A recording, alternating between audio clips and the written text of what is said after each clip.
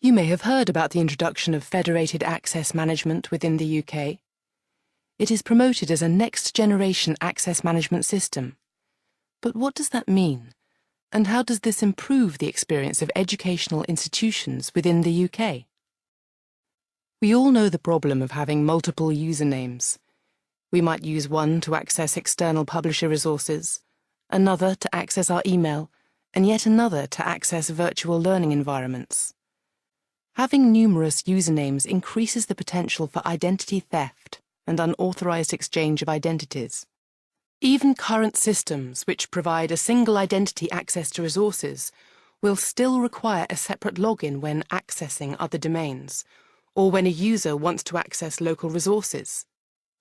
The difference with federated access management is that staff and students need use only one institutional username for all of these resources, both internal and external. In this way, multiple passwords and poor security are reduced or eliminated. The single sign-on becomes valued by users because it is their entry into personal resources like email. The burden on staff having to issue and manage multiple usernames is reduced, and frustrated users are less likely to give up on accessing resources.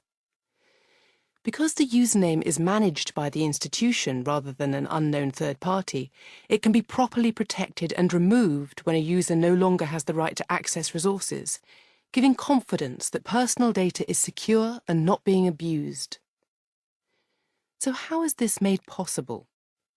Federated access management is made possible by institutions and service providers agreeing to trust the information that they pass to each other, and establishing rules and policies to make sure that this trust can be managed. This collaboration of trust is known as a federation. Federations are being set up on a national basis in many different countries around the world, including the US, Canada, New Zealand, Australia, and in over 15 European countries. The UK service is known as the UK Access Management Federation and is run by UKERNA on behalf of Jisc and Bechter. This means that everyone from school children to researchers will be using the same standards-based access management system. There are a number of technological solutions for implementing federated access management.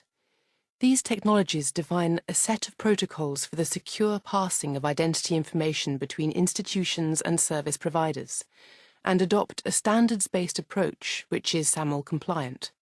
Shibboleth is an example of this technology. Within the Federation, information about users is only held by the institution or organization to which that user is affiliated, which means there is a single, central point of identity management. It is the permission to access resources that is shared rather than the user's personal information. This information is known as a set of attributes and could be as simple as declaring that a user is a learner or a tutor at a particular university or college. This should increase the legitimate use of subscribed services. It facilitates finely controlled access to services or resources, allowing for subscriptions by department and courseware targeted at individual classes. Federated access management also reduces the burden that currently exists for library staff in managing usernames, freeing them to concentrate on licenses and subscriptions, and the selection, management and promotion of resources. A federation defines a set of rules that each of the members sign up to.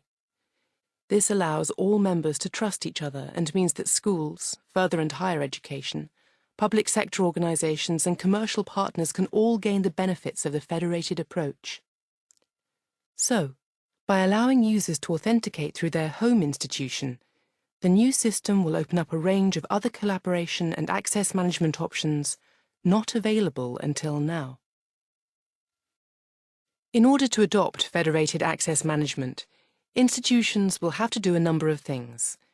These include defining what your institution needs from access management and assessing your current ability to manage identities through an institutional audit. Developing internal directories to enable effective identity management within institutions. Selecting an appropriate authentication system. Implementing identity provider software. Joining the Federation. Rolling out staff training, user guidance and support. More information is available from the Jisc website and the UK Federation website.